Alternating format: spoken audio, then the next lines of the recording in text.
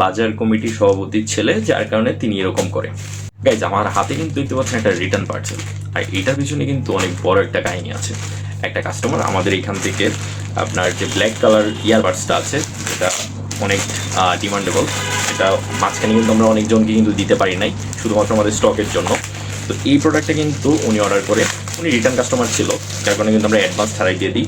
Normally কিন্তু আমরা cash on ডেলিভারিতে প্রোডাক্টগুলো দিই, তো ওনাকেও কিন্তু আমাদের এখান থেকে ট্রাস্ট করে দিয়ে দেওয়া হয়েছিল প্রোডাক্টটা। ওনার এরিয়াতে যাওয়ার পরে ডেলিভারি ম্যান আমাদেরকে কল দেয় যে ভাইয়া, আপনাদের যে পার্সেলটা সেটা আমরা ডেলিভারি করতে পারবো না। আমাদের এখান থেকে যখন মডারেটর কথা বলে, তখন উনি বলে যে আচ্ছা, আপনাদের এখান থেকে কি 7 দিন বা 15 দিনের মধ্যে সেম কি প্রোডাক্টটা উনি অর্ডার দিয়েছিল? তখন আমাদের এখান থেকে বলা হয় হ্যাঁ দিয়েছিল। তো তখন রাইডার যেটা আমাদেরকে জানায় সেটা শোনার জন্য আসলে আমরা প্রস্তুত ছিলাম না। উনি আমাদেরকে বলে যে এই কাস্টমার নাকি সবসময় এরকম করে যে একটা পার্সেল দ্বিতীয়বার অর্ডার করবে, করে দেন এই পার্সেলটা উনি টাকা ছাড়াই উনি রেখে দিবে। এটা কীভাবে করে?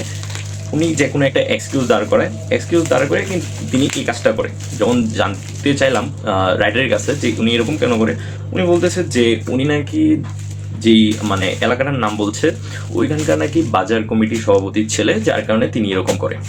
তো আমার কথা হচ্ছে যে সভাপতির ছেলে হোক আর প্রেসিডেন্টের ছেলে হোক, আইন তো সবার জন্যই সমান, তাই না? তো যদিও বাংলাদেশে সেটা প্রয়োগ হয় না, তো সেসব নিয়ে কথা না বলি। তো আমার কথা হচ্ছে যে যারা রাইডার আছেন, আপনারা ডেলিভারি করতে পারবেন না পার্সেলগুলো, তাহলে আপনারা মানে আমাদের কাছ থেকে কেন 120 টাকা করে আপনারা চার্জ নেবেন?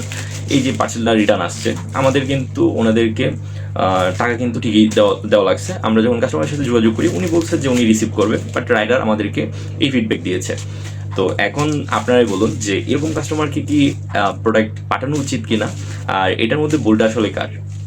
তো যারা এরকম কাজ করেন তাদেরকে বলবো যে অবশ্যই অর্ডারটা করার আগে চিন্তা ভাবনা করে দেন অর্ডারটা কনফার্ম করবেন। কারণ হচ্ছে আপনারা যখন রিটার্ন করেন, আমাদের কিন্তু প্রোডাক্টটা ড্যামেজ হওয়ার সম্ভাবনা থাকে।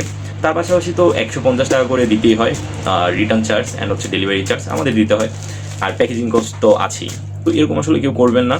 আর যারা ড্রাগোর কন্টিনিউ ভিডিও দেখেন, অবশ্যই আমাদের ফেসবুক পেজটিকে ফলো করে রাখবেন, অ্যান্ড ওয়েবসাইট থেকে খুব সহজে আপনারা কিন্তু অর্ডার পারচেস করতে পারেন যে কোনো প্রোডাক্ট। তো আজকে ভিডিওটি এই পর্যন্তই, সবাই ভালো থাকবেন, আল্লাহ হাফেজ।